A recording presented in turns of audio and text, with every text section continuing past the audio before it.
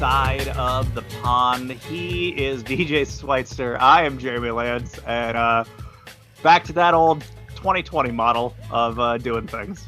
Yeah, we're back doing this in separate locations again, mainly because the fortress that has been the Switzer household throughout the pandemic has finally been breached, and COVID has arrived here. It finally made its way. It Yeah. finally broke in. You know, I mean, that's what they say. Those variants, they figure out those new ways in, and this one finally did. This one finally found a way in. Maybe it's the new house just didn't have all the microbes of whatever in the air that your old house had. I knew that I should have gone and gotten that new air filter. They told me I needed to replace it quickly. That's got to be it. That is, yeah. Get one of those like really high-end purification systems. Ooh, yeah. Now's the excuse to get that nice air purifier in here. No, more likely, it's most likely my wife, who is a teacher. She worked in close contact with a kid who was found not to have had COVID earlier this week, and that's kind of where things kind of went downhill. So I mean, honestly, given your wife's line of work, it's kind of amazing you made it this long.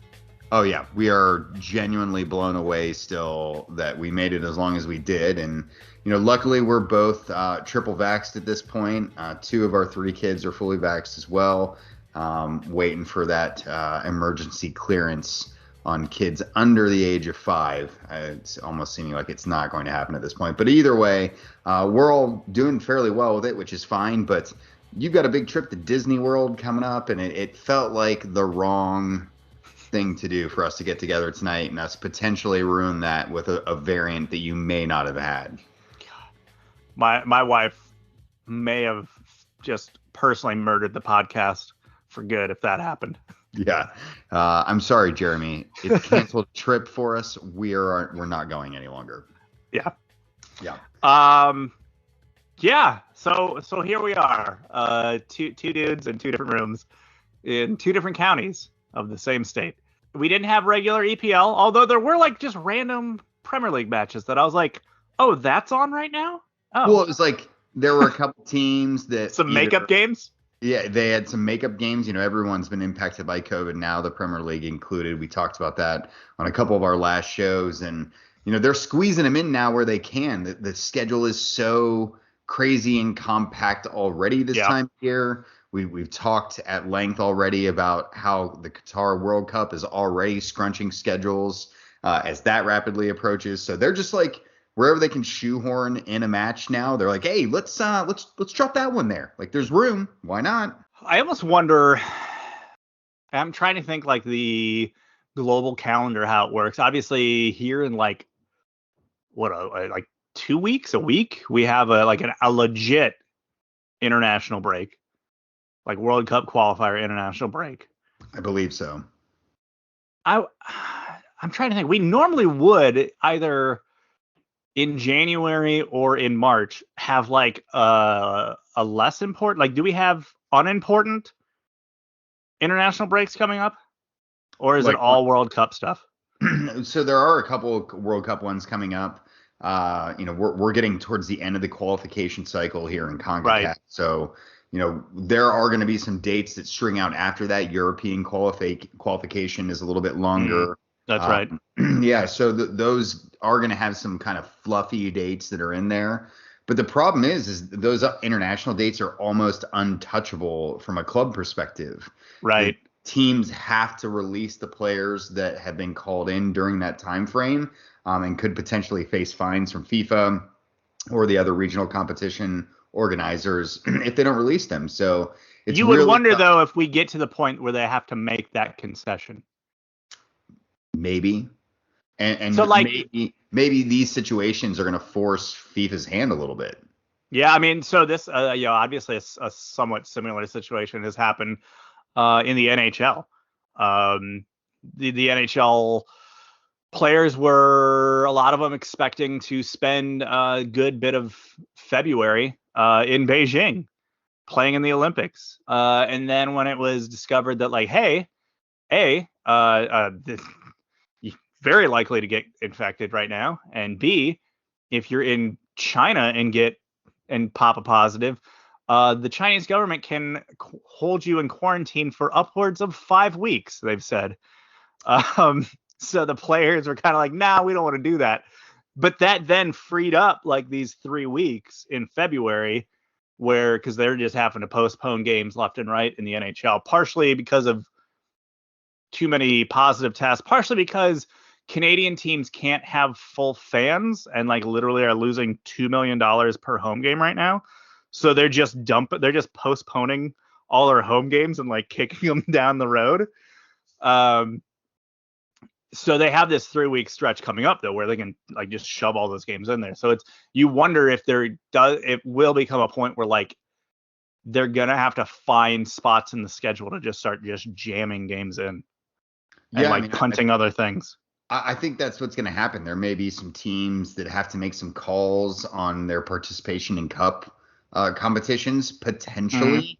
And that raises a whole bunch of other, potential qualification issues. I don't know if you remember a few years back, Manchester United bowed out of the FA Cup so that they could participate in the Club World Cup. And that raised all sorts of like questions, when a team is choosing to prioritize one competition over another. What does that mean for the respect and the actual competition itself? So I don't know. It's going to be so complicated as more and more of these type of situations unfold. It's not like you and I, where we can be like, hey, let's just pop on Skype and we'll record this week. We don't see clubs actually settling matches over FIFA at the moment until they're willing to do that. I just don't know that there's really any other type of recourse other than maybe having to push the season back a little bit too. I mean, it's looking that way that just to do it right too. Like we might hit a point where like you're just going to be asking way too much of a team, of a squad, to jam X number of games into like a 5-week period there towards the end of the season. That you're to do the competition you would have to, right? You feel like you'd have to make that concession. Probably won't though. They'll probably just make them play. They'll just make them play, and there's nothing better than a World Cup that's absent of a majority of its stars because they're all too injured from playing, 5 or 6 matches in a 3-week period.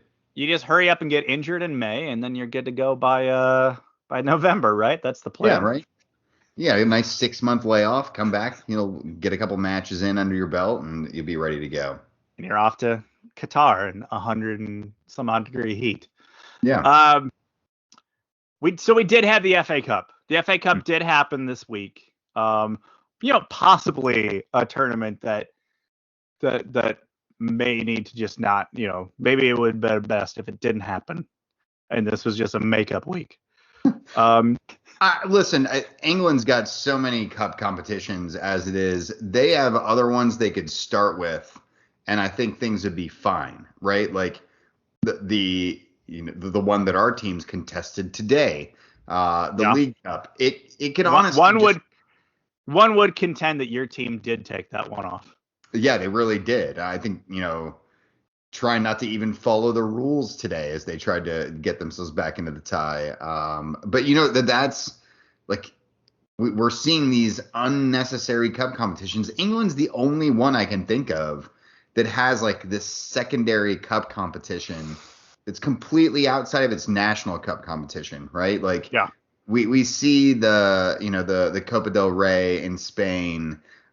We see the Pokal in Germany. We see the French Cup over in France, the Coppa d'Italia in Italy, right? These national cup competitions are part and parcel. The U.S. Open Cup here. But then there's like this whole other competition that is the League Cup, and it's just the professional leagues in England.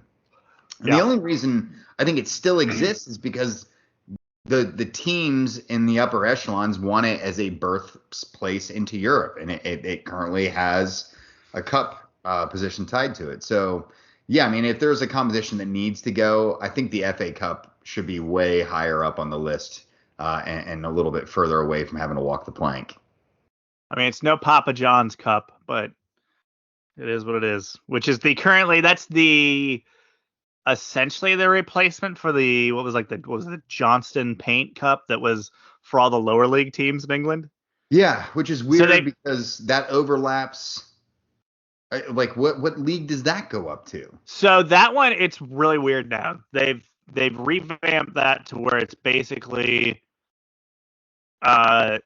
league. I think it's League One and League Two, maybe championship teams. I forget. And then it's like Premier League Two sides, what? like your U23s. So like West, I know it was last year. I think it was that Wickham was drawn in with West Ham U23s, and they're pretty good. They rock them both times. Yeah, that's not surprising. But yeah, like that's how that competition is now, and it's also presented by Papa John's, so it's just another added fun element. You know, a good English tradition like Papa John. Papa John's pizza. Yeah. But we did have a little bit of cup magic. We had some cup sets. We had some things that were cup setting to some clubs and some fan bases. Arsenal, they lost. They lost to Nottingham Forest. They also lost by wearing white kits for the first time in their history, and part of a Stop Stabbing People campaign. An anti-knife violence campaign that they were doing. We laugh about that, but like in Europe, they don't really have guns the way that we do here. So it would make sense. They're just stabbing people. They're just stabbing people. So it there might be no, this would never happen in America. Like no pro sports team ever would be like, we're going to have a, no shooting people night. Because for some reason that would have the wrong political capital. It would also probably have a shooting at it. Yeah, like almost because of just because of the unrest about the fact that someone would dare say that. Yeah, like, oh, you have proposed a no shooting night? Well, guess what? We're gonna bring our guns and stand out and protest in front. And most of us will accidentally leave the safety off and shoot our toe off. So as ridiculous as all of that seems, Arsenal, for whatever reason, they're like, we're going to wear these all white kits. We're going to get in on this. And that would be like, I tweeted about this beforehand. If Tottenham rolled out in red kits, I would riot. Like there's no way I would accept it, because you'd just be in a pro violence kit. Yes. We want more blood. More blood. Bring us the blood kit. This poured out of Arsenal players. That might be the only way you could convince me. Like, hey, we dyed these things red with the blood of Arsenal players. I'd be like, okay, like, that's how it came down. But yeah, they deserve to lose for wearing enemy colors in this match. Like, it just seems completely asinine to me that they did this. Ironically, though, the last time they lost in the third round was also to Nottingham Forest. So, this seemed karmic from the start. Yeah. Well, what comes around goes around, right? It happens again. History That's repeating itself. All those things. Newcastle also lost. Less shocking, though, if you think about it. Even though it was to Cambridge United, who has possibly one of the worst logos in English football. Like, it's just very. I mean, I know it's not clip art. I know it's from way before clip art was a thing, but it looks like clip art. Just like a clip art soccer ball, just the giant CU in yellow, and then like I don't know if there's like there's like a chess piece or something in the background. There's like the little like, what do you call those, like spires or what? I don't know, whatever that is from like the top of like a castle. Yeah, like, I mean, kind of behind all of it. It definitely has the the look of a castle on it. I'm trying to see if their Wikipedia page can reveal their terrible logo. But yeah, I mean, it really does seem like a logo that was thrown together by like someone's kid in Microsoft Word before a game. And you'd think it's Cambridge. These people should all be pretty well read. I don't think they would come up with something this poor. Well, hey, they're too busy reading to That's right. actually up the good artistic design there. But I love this. Cambridge United, in defeating Newcastle, have now defeated as many Premier League teams this season as Newcastle United. Well done. Yeah, I mean, well done. It's quite the feat. Newcastle frantically making questionable signings right now. Kieran Trippier arriving. He's in. He's across the line. Yeah, I mean, I think of the type of signings they need, some leadership, particularly some coming from the back for a club that leaks a lot of goals may not be a bad place to start. And Trippier a leader? I don't know. He'll yell at people. I think that's. Oh, I mean, something. Anyone can yell at somebody. Yeah, I mean, that could be positive. But he was pivotal in Atletico's La Liga championship last season. Like they were like streets ahead in the midway point of last year. He got I don't know if you remember this. He got suspended for like 10 games for betting violations. Well done. Yeah. And then their season kind of unraveled while he was out. He came straight back into the 11 and they stabilized enough to win the league on the last day, courtesy of a goal from him as well. So look, I think Newcastle are thirsty for any sort of like winning pedigree right now. Sure. And even if they need a lot.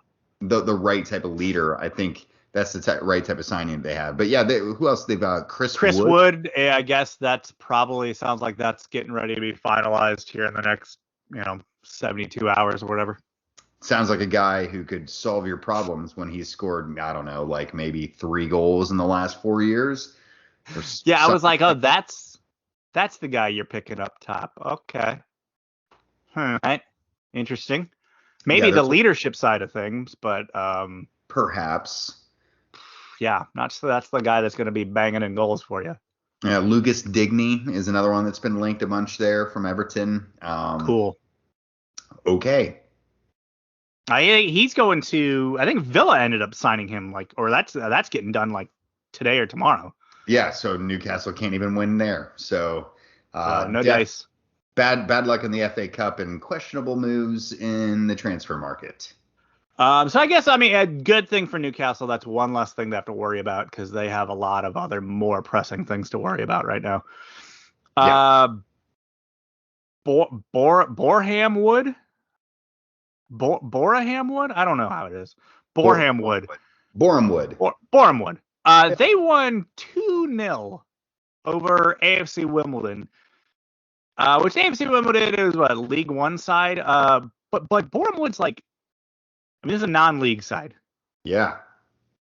Anytime a non-league team comes to the fore and you can watch them, it's always like one of those, I'll turn on that FA Cup match. And I turned that on right before the first goal. I was super excited about it. I was like, hey, this ground looks really familiar. It's actually Boreham Wood's. They leased their ground to Arsenal, and Arsenal ladies actually play all of their home matches there. So I was like, oh, that's kind of what I recognize this from. And this little joint was absolutely rocking. It was filled to the rafters, and just people, elated with what was going on. And it felt a little odd because obviously AFC Wimbledon have this kind of cult following to a certain extent as well, given that they're a Phoenix club, and it was, and that they're part owned by a teen fiction writer. Yes, it's also true. But regardless, awesome result. You're always rooting for these little teams to make these deep runs into the tournament, and they've got a spot in the 4th round after a big win. A big win for them. Even bigger win, though, for Kidderminster Harriers. They beat championship side Reading 2-1. They are in the 6th tier of the English pyramid. That's deep down there. That's deep. So they still have to be promoted 2 more times just to get to League Two. So well outside the fully professional ranks. And they're not currently in line to get that promotion. They're in 5th place right now in the National League North. Woo. Well, we got some Cinderellas available for us. Hey, yeah, I mean maybe this gets them the oomph they need to get that season going the right direction and get them over the hump there. So I don't know. I mean, what was that the cup sets you were wanting? Is that the things? I mean, so like the top clubs that they didn't have any of these issues. Like they didn't, but I mean, there were some scary moments there.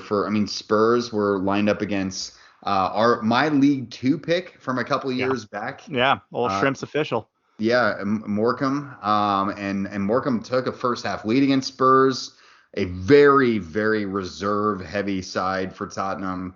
I think Conte is trying to prove a point right now with how thin his squad is and showing how thin they actually are with how that team was selected. And they looked really poor. And if it weren't for the fact that Harry Kane, Lucas, and Harry Winks all came on and scored within the final 15 minutes of the match, Spurs could have been sitting on the outside looking in and being one of these larger sides suffering one of these upsets, much like their North London neighbors. But Liverpool were the same way. Shrewsbury Town of League One took a first half lead against them as well. And then Liverpool remembered they were Liverpool and turned it around and won 4-1. So that was a pretty damn good third round. And it was like the reminder, and I think I tweeted this out too, the FA Cup is the reason and makes me feel good about buying ESPN Plus. Like, yeah, you get all these other things with it, but the number one value I feel like I get out of it is actually the FA Cup itself.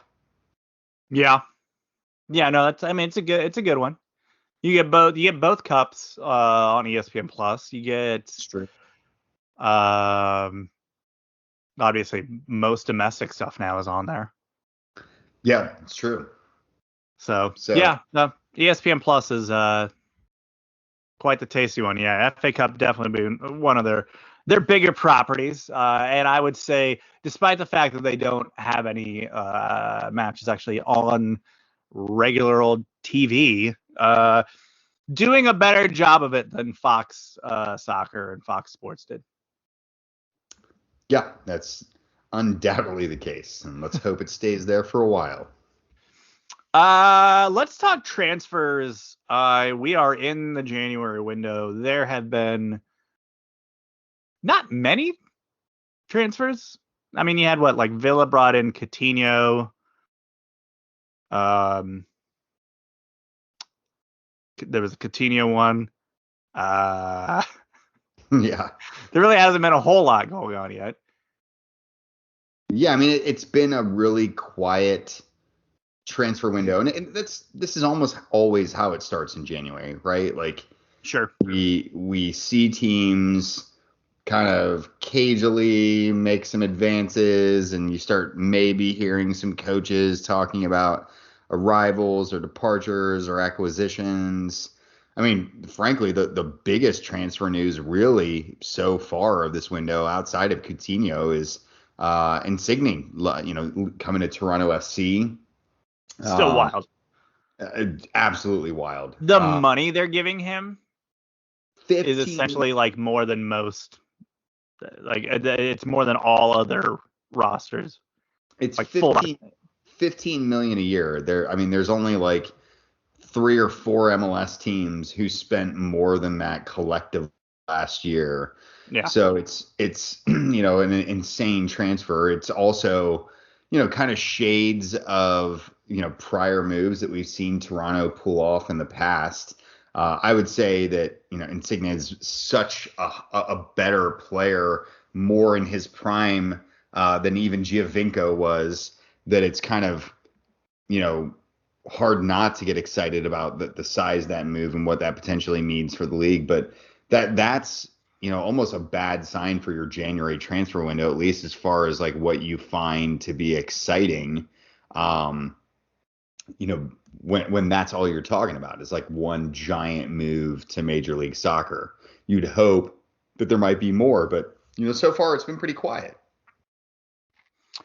All right, so let's talk our teams. Let's talk other teams that have big fan bases that listen. What would be the wish list for these teams? I'll let you go first with Spurs. Like, what is I know, I think a lot we joked about last week, like, oh, everything, we need everything, but like, Yeah. what do you genuinely see them looking to do, and what makes the most sense? Yeah, I mean, I did like a quick breakdown in my brain and then what I thought they needed. And then I kind of went out and looked at what else the club had been linked to and to see if those kind of match up. And yeah, priority wise, I think center back is number one for Spurs, striker two, maybe a winger three, a box to box midfielder four, and a backup goalkeeper five. But I have damn near named half the squad, and I think that's a sign that Conte really wants to flip it over. And in order for us to catch up, we saw in those dual losses to Chelsea in the League Cup semifinal that there's a long way for us to go to catch up with the chasing pack. So where would I start? What do I think is realistic? It's so hard to say in January. Getting these things to kind of happen is tough. What I think needs to happen the most is getting in a center back. I think that has to happen. Stefan de Vrij, the Dutch center back, his contract's up. It's Inter in the summer. I think if I had to home in on like this is someone we need to get, I'd probably put him in the top of my list. Someone who I think is less likely to arrive, but I really want to happen, is Dusan Vlahovic. He's a 21-year-old Serbian striker, hugely talented. One of the top striking prospects in Europe.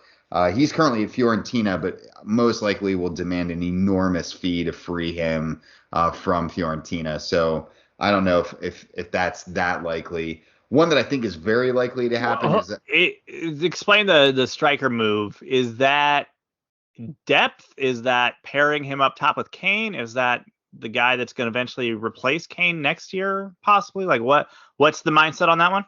I think that it could be all three. I mean, what we saw in the FA Cup at bare minimum is when Harry Kane has to sit down, Spurs don't have an answer, particularly when Son's injured, right?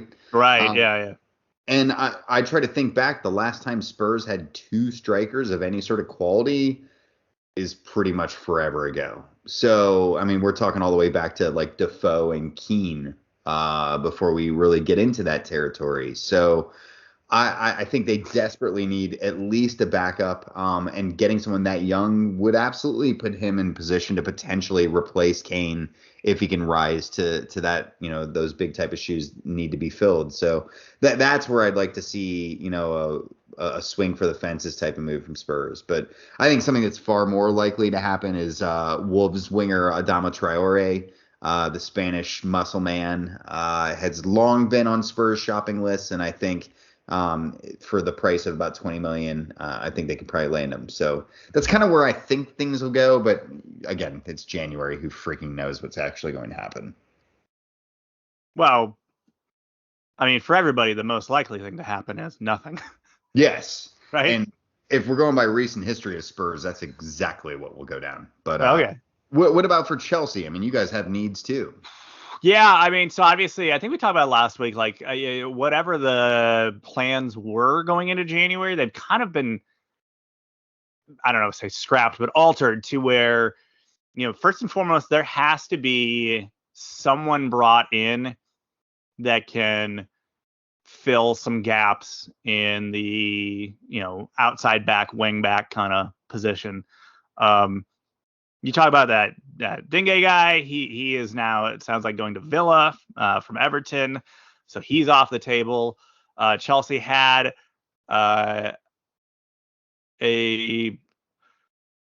basically a whatever offer to bring back Emerson from loan. I guess like a loan buyout or however that works. Had that rejected. The other name thrown into all of this is a man that's probably going to be needing to look for a better situation and more minutes here soon. So I don't know if Chelsea's a long-term answer for him, but it's Serginho Dest is now the name that is being thrown around as an option for Chelsea. Yeah. I mean, Dest is being linked quite a few places at the moment. Yeah. And Bayern, I think, is the other one he's really been linked to. Yeah, I mean, so he's not getting the minutes at Barcelona. Obviously, Barcelona is also looking to continue to, shed weight where they can financially. So, yeah, it does appear that Dest is likely to move soon, if not January. Obviously, you could see him moving in the summer, quite likely. And yeah, I mean, Bayern Munich he's been on their radar for a while now. The Chelsea thing seems to have cropped up fairly recently, that all of a sudden they're like, who can we get? Oh, this guy. All right, let's try to do that. I don't know. It's weird as a Chelsea fan and as a U.S. men's national team fan. I have mixed feelings about this move because while I feel like it would be awesome to have him and he could probably contribute right away, like this is for Chelsea, this is a clear stopgap measure for the big injuries that they're currently dealing with. So yeah, you have guys like Ben Chilwell and Reece James and all these dudes like that are the gigs are theirs, right? You would think. Yeah.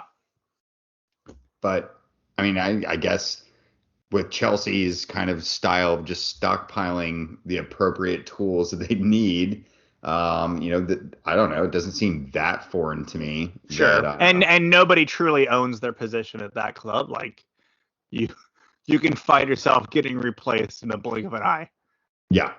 Yeah, so, exactly. I don't know. We'll see. It's an interesting one. It does still sound like their top move is to try to just make the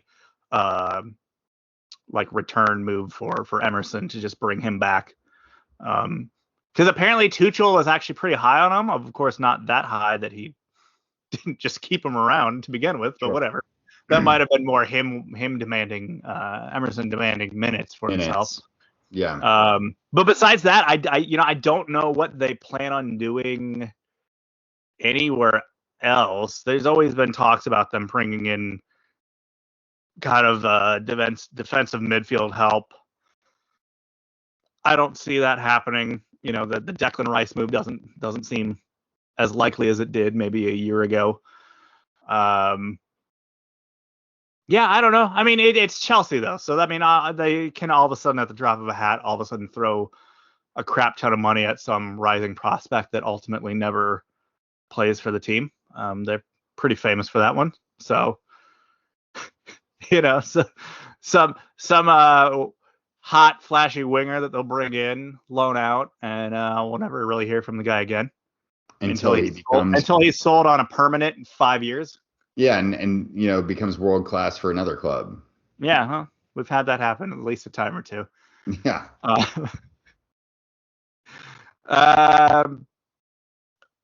Other clubs, City, I feel like a lot of people keep saying that they might bring a striker in. Pep has kind of said that they're not going to. I feel like you still can't completely rule that out. Although it's like, why?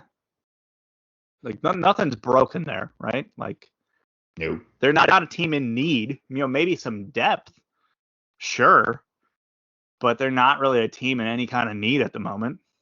No, I mean, I think they'll find themselves very comfortable at the top of the league.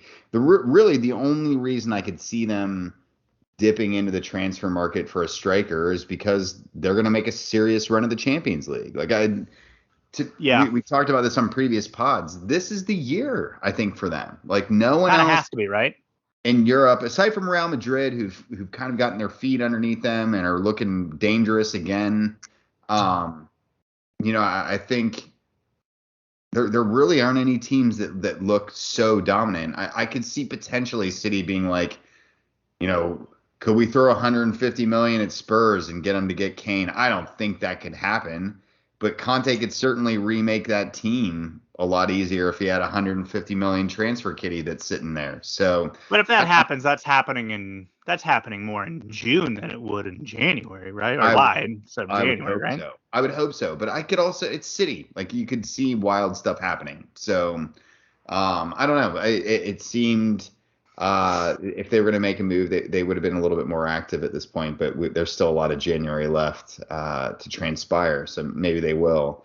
I do think the red half of Manchester is going to try to make something happen, either to their detriment or, because it's the right piece to bring in now. But I feel like they feel a need to make a signing this January to show intent. I feel like it's a bad move, but I think they're going to feel the need to do that again. Well, I mean, to be fair, I feel like they've had that feeling every January for the past 8 years. So, I mean, why stop now, right? Right. Absolutely. Yeah, I now there was talks that Cavani was going to leave. I don't. I mean, is striker potentially a position where you could see them making a splash? Yeah, I mean, maybe. I mean, Cavani obviously has not been getting any minutes at all. Sure, but if he leaves, you kind of are left without depth there. Yeah, sure. And the problem is Ragnick has been hellbent and has said as much that you will press under my system or you'll be dropped. Cavani's not really the type of guy who does that any longer. Yeah, not at that age. But also neither is Ronaldo. He kind of gets a pass though, right? Yeah, he does. But he Anthony operates Martial on other rules. Is someone who will likely be shown the exit door. Will we see the Paul Pogba situation resolved? I mean, that's another one. I feel like I've stopped holding my breath on that one, right? That's been in flux for 4 years now. Yeah, I mean, turn into this pressing type of team, and I don't know. I don't know. Short of that, like them being linked to everyone ever that's played for Salzburg, I don't know. Right. Liverpool, do they do anything? I don't know. Like that's one too where they have steadily made signings over the last year or two to try to future proof themselves a little bit. I don't know that there's anywhere that I see that's hey, this is a pressing need area for them outside of maybe in the holding mid area, but I don't know. I mean, they seem like a team that just can't get their mojo going, and that's why they find themselves in the position they're in. Yeah, no, I agree. Should we go stateside? Why not? Let's do it. All right, stateside news. Obviously, the big thing this week in MLS was the Superdraft was yesterday. Big thing? Gun to my head, couldn't name anybody that was drafted. People. Human beings. Young dudes from college. Yeah. I don't know. We kind of had. We could be good podcast hosts and actually, pull up a list here, but it seems too late in the game to do this. There was the guy that went first. There was some alliteration in his name. It was Ben Bender or something. Ben Benderson. Yeah, Maryland guy. I knew that much. Okay. Yeah, I don't know. We had this talk before we started the podcast tonight of and I feel like we've had this conversation 4 or 5 times on this podcast every year, where we say what is the purpose of the super draft still at this point? Why is it still a thing? What good is coming for what is being missed if we don't do this way? Tajon Buchanan still gets picked up by somebody. If anything, maybe he just goes to Europe sooner, right? or a Daryl DK, Right. I don't know, man. It's we talked about this before, that the draft is this whole idea. The idea of the draft is this attract attention, in the dearth of your off season for Sure. your league, and it's a way to generate buzz and media hits and to keep yourself relevant in the general sports talk and discussion. And the NFL draft is a big freaking deal. Like, cities Yep. fight over and desire to hold that event in their town because Sure. it's a big draw and it's a buzzworthy event. And I mean, it's a MLS, big deal that like the city of Indianapolis is, I believe, going to be losing the combine. mm-hmm. Like the combine, like guys doing the 40-yard dash without a shirt on and like lifting weights and getting all their measurements done. Like that was a big deal in the NFL. And like a city not getting it anymore is a big deal. Like it, like yeah, like and they, I mean, that just doesn't really exist in most of the other leagues. I mean, the NFL is kind of the leaders as far as exploiting the whole draft and draft process to be the biggest thing ever, and to own the headlines and own the month and own the narrative and whatever. Sure, sure, And but yeah, the I NBA get that draft though. still has some prestige, right? The draft does. There's no like, hey, here's a like a week long live look in at a combine or anything like that. There's not that as much. I'm sure the NBA is actively trying to figure out how there can be. I mean, there's a league that also just started televising their summer league games, which are basically like the guys that are not even going to make your roster. They're going to be the 15th man on your roster. Those guys just playing in a gym in Vegas in the middle of the summer.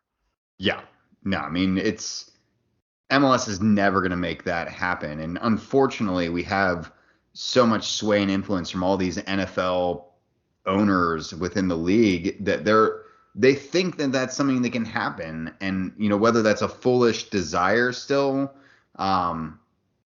it seems increasingly so. Like, it's not even an actual physical event any longer. Like, this is the Right. second year in a row that we've seen it move to this digital only format, which is fine. Like, it eliminates those awkward moments. Like, I hate having to praise fans at a draft. Like, it's such a stupid concept. And forever we were like, I remember back before Philadelphia had a team, they had like a group of fans show up at the draft and like make a big scene. And that was like cool, but also like only the 12 people in American soccer who watched the draft like got to see that. Right. So like how impactful is that really? Like beyond the soccer bubble, not very much at all. So this is one of the things we talked about before the show too. Of the other leagues, when they draft in these players, most of these guys are immediate impact difference makers on their team. Like, sure. Yeah. In the NHL, or in the NBA and the NFL, you're talking about guys, you're drafting guys that everybody already knows who these guys are because the college product is just as popular and there's just as many eyeballs on it. So you're talking about, already working with household names is who you're drafting. These guys are going to come in, make instant impact. But the MLS draft is similar to the NHL or Major League Baseball, where you're talking about really just bringing in kind of like essentially the majority of the draft is low level prospects that generally are at least a year or two away from getting meaningful minutes with the club that has signed them. And because of the churn and burn and global market of soccer, most of these guys just don't get that much of a chance, right? Like, I was looking at it, looking at the past couple drafts, and overwhelming majority of the guys drafted outside of like the guy that goes first and like a few other dudes in that first round, the overwhelming majority of them get loaned out immediately. They're in the USL immediately. They're not with their club come the start of the season. They're loaned out. They spend the season in the second division, and then from that group, I mean, like half of them are then ultimately released because they didn't have a spot really on the roster at the MLS club, and the offseason comes around again, and the club has the option of either bringing this kid around and trying to make him work in a spot, or just actually going and finding anybody from literally anywhere else in the world to come and play that position. Like, that you're not working with the small finite numbers of options that you are in other sports. So many of these guys, we're talking first rounders, never even play for their club that draft them. I mean, you were talking about like a lot of these guys are low level prospects. I think low level, fine. Prospects is even sometimes a bit of a rough edge to it, right? Like most of the players that are breakthrough in MLS, you mentioned the foreign players, right? Mm-hmm. That's where a lot of them come from. They're younger. They've been signed from abroad. They make a big impact, and they're hoping to use MLS as a little bit of a stepping stone to get to Europe. And sure, we've seen a huge wave of South American talent, Central American and Mexican talent that Sure. have come through. Yeah, and that's fine. I have no problem with that. But what we're also starting to see in much larger quantities than we have in the past is that academy players are breaking through in MLS teams, Mm-hmm. and they're the ones that are becoming the breakout stars. We failed to talk about this last week. Ricardo Pepi from Dallas is just the latest in the production line that's been the FC Dallas Academy that's been shipped off to Europe, and they've made huge profits off of them. We've seen Richards go over there. We've seen, I'm going to miss on a couple of these other names at the moment, but we've seen this become the production model for a lot of these Major League Soccer teams now.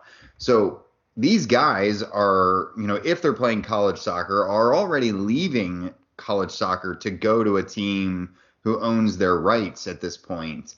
Right. And now the draft has, as a result, becoming less important and less necessary.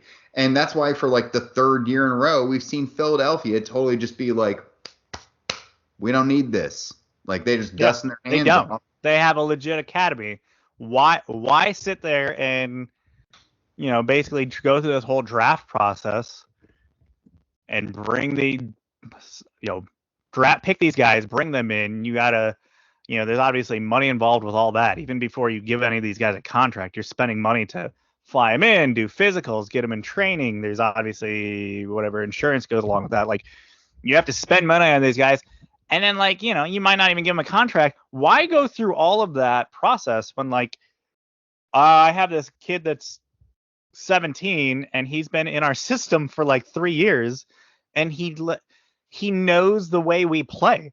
Like I could stick him into the first team right now, and yeah, maybe he might not be as proficient with his shots or whatever, but he knows what the heck we're doing. He knows the system already.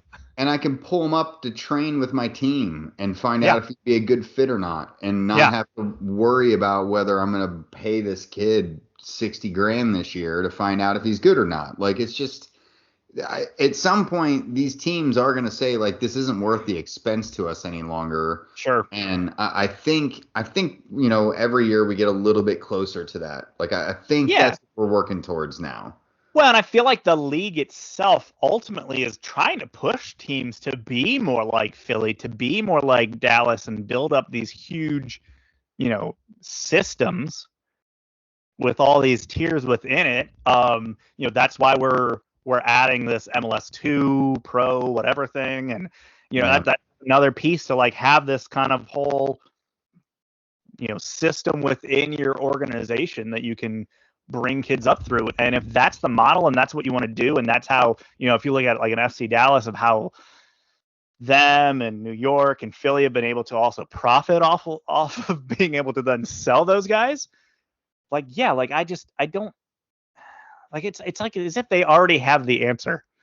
Oh yeah. Have the answer. Why do we need a draft? Well, or why do we not need a draft? Well, because we want to do this, and this actually works way better and gets actually better results most of the time. Yeah. Well, it just kind of makes everything better as far as just U.S.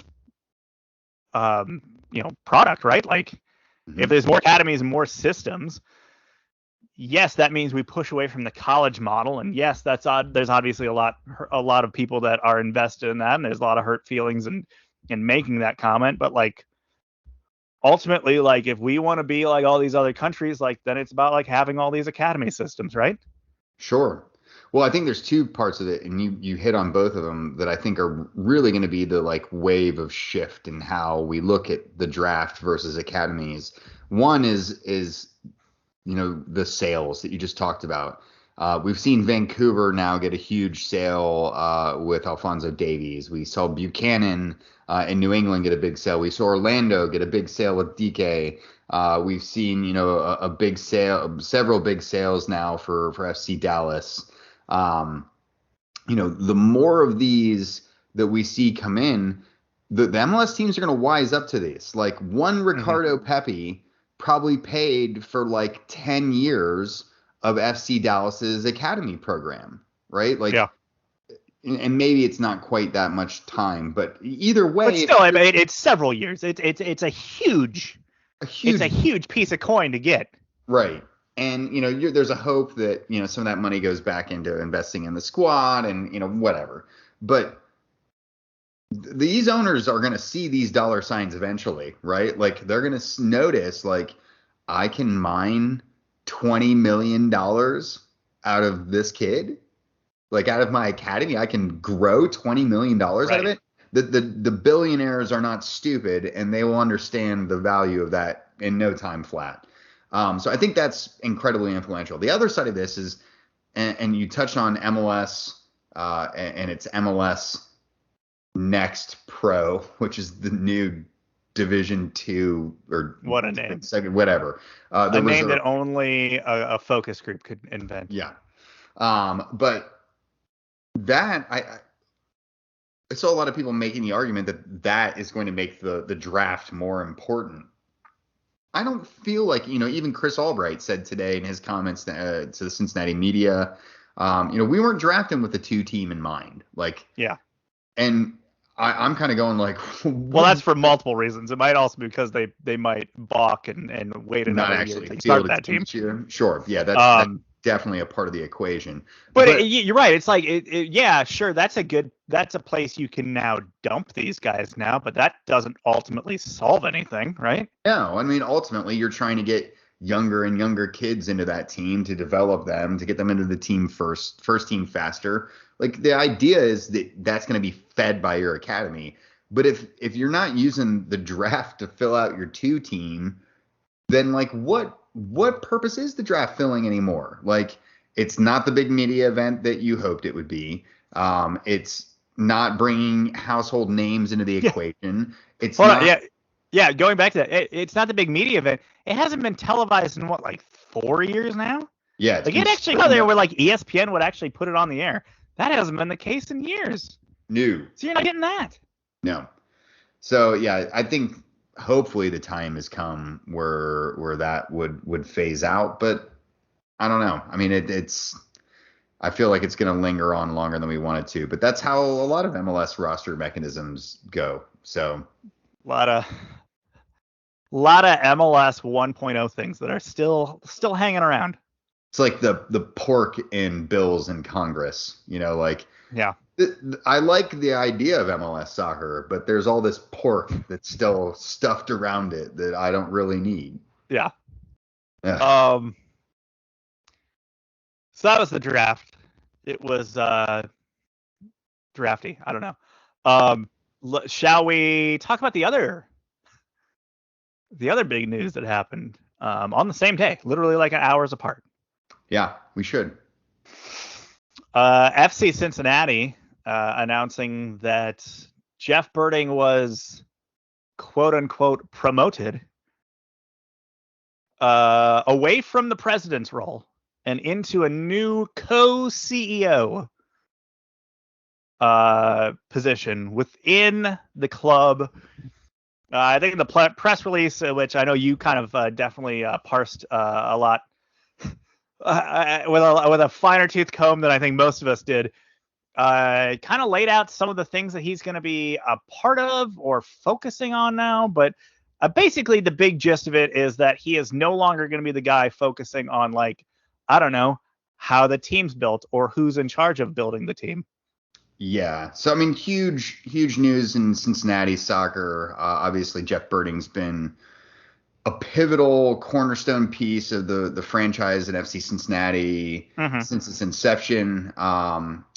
Basically birthed the idea to revive pro soccer here on the scale that it now exists in. So, full due credit. But it is. Oh yeah, absolutely. Oh yeah, hold on, absolutely. I think listen, we have not been exactly the ones that have been glorifying Jeff Birding's reign, especially as of late.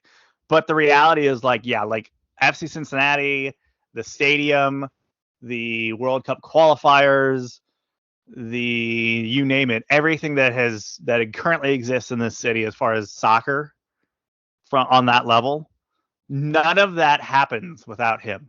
Correct. Right. But they also have finished bottom of Major League Soccer for 3 consecutive years, something that's literally never happened before. It's really odd to give the guy who basically controlled all of that a promotion on the back of that. It's a weird juxtaposition because, Jeff's many talents do not clearly include soccer team building. And, I've always made the allegory is that Jeff's a lot like my dad. He had 2 kids that played college soccer, who were, soccer coaches, he's watched a lot of high level soccer in his day. But like my dad, just because he has been close to soccer, is not qualified to build a soccer team.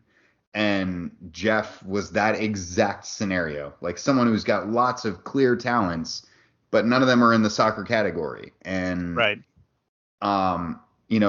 As much as they like to say that Jeff didn't have his hands on soccer operations for the last 2 years, year and a half plus, during the knee camp era, and the Dutch influence era at FC Cincinnati, Jeff's fingerprints are all over that. Right. Yeah. At the end of the day, he's the one that actually signed off on that being a good idea. Not to mention that the Dutch influence in the club is long lasting and stretches all the way back to the genesis of the club and the Dutch Lions organization and how the Dutch influence even got seeded in there to begin with. That again is Jeff's doing. So there's these elements to that can't be ignored.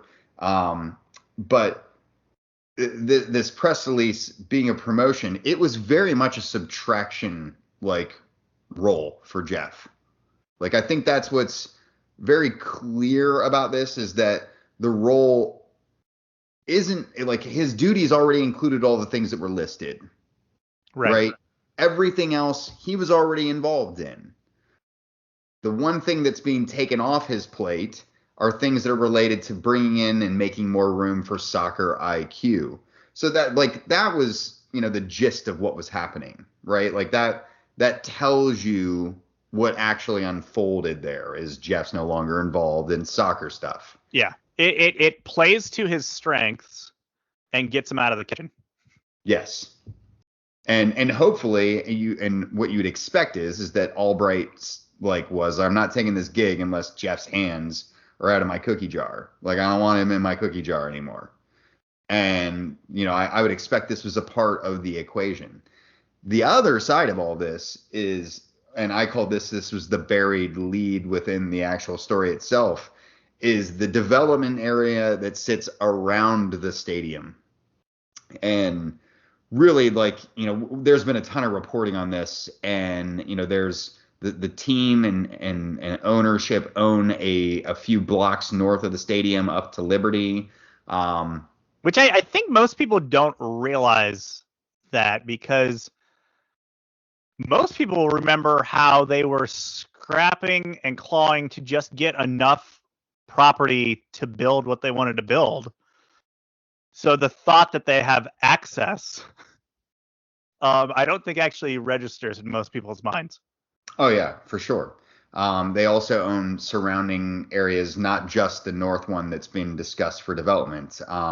Sharon Coolidge, who's a writer for the Inquirer, did a big breakdown, I think, back in May of like this area north of the stadium they're hoping to develop. I've also caught wind of another extremely large project, and I'm not sure if it's going to be north of the stadium or if it's going to be, in the general vicinity of the stadium, but it is in the West End. But I'm hearing a potential, 8 or 9 figure investment for a singular facility is also in the cards that the team, at least Jeff Birding, is behind. And so what I'm thinking is that Jeff is just being put into that development role, and that's his big baby, and he's going to come around and have his influence in some club stuff when big things happen at the stadium and whatever, right? Legacy building. If there's a ribbon that needs cutting, Jeff will be there to cut the ribbon, right? Like those are the things that he likes to do and that he will continue to be. But he's going to need to continue to politic and to help the club navigate these political waters that are necessary for large scale developments. That is why Jeff Birding's being kept on. And it's odd that a subtracted role, like he was already doing all this stuff already. Like this was literally what his job has entailed. He talks a lot about how much was on his plate already. This stuff was on his plate already. Yeah. So nothing new is being handed to Jeff. The soccer role is being taken away, and he's really going to focus on development. And it really, really makes the whole team seem a lot more like a real estate play than I ever really thought it would ever seem. And I know that, it's not the primary motivator here, but it does seem like it's a much larger part of the equation than I really considered it to be to begin with. He watched the movie The Founder and was like, hey, own the land. The land all about owning the land. Yeah. So obviously, just just a big event. One that I would say most people didn't think was coming this soon. Maybe you thought the wheels were possibly in motion, obviously with the very obvious failings of the team on the field over the past 3 seasons, with some of the changes that have happened or additions that have happened at the ownership position. You could definitely see how the rumblings could have been there for a while. Oh yeah. I mean, there was pressure from all over the place to make this type of change. Number one, the league had identified Jeff as a problem from a soccer side thing a while ago, and had been advising as such to get him out of that role. I'd heard whispers as well that there were members of the ownership team that were like, what are we doing here? Like, why is this guy still having any influence on this kind of stuff? Yeah, I mean, and that should be expected, right? If you're someone that came in and is dropping, like tens of millions of dollars, $100 million, like it would make sense for you to then see the product you've invested into having hiccups and go, well, what the heck is that all about? Like what's happening here? Yeah, like how do we solve that problem? Yeah. So how do you solve that problem? Yeah. Yeah, I mean, and with the amount of money that FCC are spending, you don't want to be lighting those dollar amounts on fire, right? Like that's not something you can really afford to do in the long term, especially because that will undercut your real estate investment. But ultimately, I think that it's a switch that leaves them, hopefully, in a position to be more successful on the field, right? It gives Albright the freedom to operate, hopefully, and do what he feels needs to happen. And we can be hopeful, at least, that will turn into more success on the pitch, and hopefully the stink and the damage that's been done to the roster won't take too long to unfurl. Yeah, I mean, just another step that this club is taking to try to push themselves into the right direction. here in as we gear up for season number 4 in MLS. So 4th time's the charm, right? That's how that saying goes. that is exactly how it goes. Winners and wankers? I think that's the point of the show we're at. Why don't you give me your wanker this week? My wanker goes to NYCFC. Oh, as it was announced that they will be playing their next Champions League home match at Bank of California Stadium. yeah, I saw this. That's the It's weirdest a bit of a one. drive from the New York metro area. Yeah, I'm sure the home fans will be content with that selection. Yeah. Gotta love that New York to LA flight. There had to have been anywhere closer, right? I mean, you would imagine. I don't know. There's 2 soccer specific stadiums within an hour and a half of downtown New York City.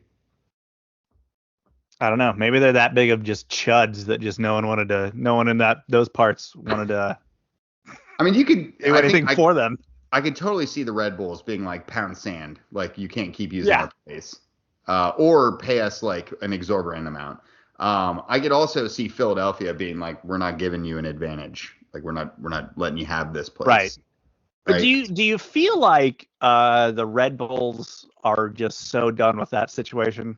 Because you know that in every instance where NYCFC has had to use Red Bull Arena, it was the league coming in and like basically strong arming that into existence, right? And Yeah. the Red Bulls are just like, okay, you're just gonna make us do this? All right, fine. Yeah. Like they probably don't even turn on the power in the concession stands. Yeah. Like it's just like, you guys got to figure this all out. Like just keep half the bathrooms locked. They'll figure it out. Yeah. That no one's going to come over here anyway. Like we know what's up. Yeah. That was a weird one. Definitely a weird one. So that's that'd be my wanker. Your wanker. My wanker, I'm going to go with, I don't know if you saw this one today, coming from the Africa Cup of Nations. Referee Jenny. What is happening there? Sikazwe. I'm sure I butchered it. Jani Sikazwe. Zambian referee, loads of experience, has reffed in the World Cups. He's done Club World Cups. He's done African Cup of Nations final. He's done the whole 9 yards. But today he was put in charge of the group match between Mali and Tunisia. Mali leading the match with about 5 minutes left, 6 minutes left. Jani decides to call the match in the 85th minute. Just blows the full-time whistle. Easily, not only are there the 5 remaining minutes of, regulation to play, there were probably in the neighborhood of about 7 minutes of added time that needed to go on. I'm going to read you a quick breakdown of what transpired in the last, 8 minutes of this game. So there is a VAR review for a penalty. The penalty is given and it is missed. The referee then blows just a few moments after that in the 85th minute for full time. Everyone freaks out. Like everyone loses their mind. Is like, oh my God. He kind of like, I don't even want to say that he was like, he realized his mistake. He's like, okay, we'll restart. They resume play. This is where this starts getting nuts now. They resume play. A player is sent off. VAR tells the ref it's not a red card. Sikazwe rejects the VAR review and says, nope, I'm going to keep it a red card. By the way, this is not a red card at all. And then he blows for full time again early at 20 seconds from full time. So they don't even make it to 90 minutes. And they go Plus, off. Again, all the additional added time that needed to be thrown on there. Yes. So mind you, there's a VAR review that's in here. Like there's 2 VAR reviews that are in there. There's a goal that needed to be accounted for, a red card sending off. There's easily 7-8 minutes of added time that need to be added on. And they don't even make it to the full-time whistle. So like they all storm off, like everyone goes nuts. They go into the locker rooms. They start holding post-match press conferences. The 4th official jams in the middle of the Tunisia press conference is like, nope, we're going to play the remaining minutes of the match. Tunisia decides they're not even going to come back out for it, even though they have most to gain from the situation, because apparently there's a scenario where they can, if the full time isn't completed, they can get a full replay of the match through some wrinkle in the AFCON rule book. So long story short, they don't even come back out. And well, yeah, I saw where the coach basically said, like, yeah, our guys have like already started like their like ice baths and like, you know, all their like post-match crap. Like, they can't really undo that. I mean, totally, absolutely bonker stuff. I mean, the African Cup of Nations is always down for some nutty things. Like, you know, anything can happen at this tournament. Except for goals, apparently, in this tournament. Yeah, they've been in short supply for sure at this one. But Sikazwe was actually suspended under corruption allegations back in 2018 for some shady dealings that he did in the African Champions League.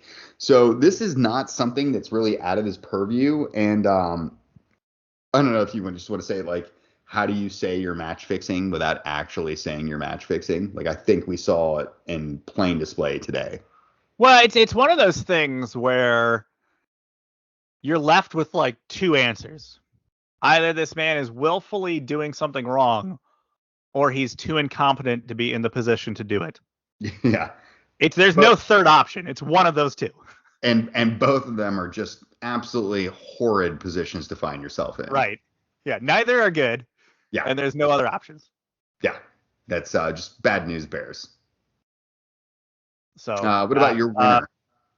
My winner, Michelle Kang, over in the NWSL, is staging a boardroom coup currently, in the process of basically seizing controlling ownership of the Washington Spirit from Steve Baldwin. Steve Baldwin, the owner that people want, and by people I mean mainly like the players and fans, want out. Michelle Kang has offered to buy the team. It is actually, I believe, been reported that he has turned down that offer and is wanting to possibly accept a lower offer from someone else because he just doesn't want to deal with her. So basically what she has done is gone to the other stakeholders and basically is just rallying them behind her. And they're basically going to just kind of consolidate into, you know, whatever, over 50% of the ownership. And then obviously then they kind of hold all the cards as far as voting and stuff like that. And then they can approve the sale. And the sale will be to her. Yeah. I'm so glad to see this go the route it should have gone forever ago. Right. Yeah, I mean, there's still some wrinkles. It could still not happen. But this is what's currently... This is the track we're heading down. Well, everyone, you know, hold your breath, you know, cross your fingers and toes, do whatever you need to, because it's been a long time coming, and this guy's pretty wretched. Your winner. Yeah, my winner. I'm going to go back to the FA Cup, and I'm going to revive our discussion about Cambridge United.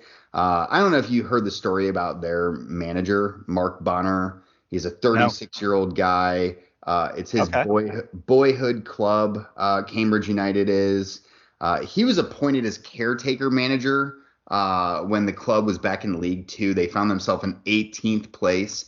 He rescued them. They did not get relegated out of the Professional Football League. Then the following year, he won promotion to League One. And now he's beaten Newcastle United at St. James's Park in the FA Cup. Just an incredible, like, rags to riches type story. Like a guy who always wanted, you know, to be a part of that club. It's the club he grew up supporting, and now he's led them to just absolute glory in the FA Cup. And that's a really cool story to me. Yeah. Yeah. There's a lot of cool stories like that in like lower league football where guys, you know, they stay around with the club that actually like means something to like them and their family, and that's kind of where they plant their flag, and they obviously are playing with a little, you know, managing with a lot more heart than maybe tactics sometimes, and yeah, there's some pretty cool stories that can come out of that. Well, if FC Cincinnati ever find themselves in the relegation zone, they can maybe give one of us a call. I would just do it just because I like. I don't know about you, but I've already have in my head like what I'd wear on the touchline, right? Oh, definitely. My full fit is planned for Yeah. sure. But I also think you're probably exponentially more likely to get that phone call than I am at this point. So. Well, I mean, that's quite the depth chart, but yeah. Yeah. You're definitely ahead of me on that one. At this point, though, I think that brings us to the end of this week's show. No show next week because you're going to be in the land of magic. Yeah. The most wonderful place on earth, I've been told. That's Disney World. Oh, I thought it was going to be Exploria Stadium, down in Orlando. You're going to go. Yeah, I might go. I might. Well, I don't have a rental car, so I might. I don't know how I'm getting there, but yeah, I'll see if I can swing by. Ask that Tinkerbell lady for some of that flying stuff. I'll figure something out. Yeah, I'll be there. I'll be there enjoying that. Well, enjoy the week off from us, as Jeremy. He has no hair to pull out of his head in Disney World, so. No, I'll just scream into the abyss. Just head to Epcot and do an endless tour of beers around the pond. That's definitely on the agenda. All right. As always, if you need to get a hold of us, Jeremy Lance on Twitter. I'm at Wrong Side of Pond. We'll talk to you soon. Bye.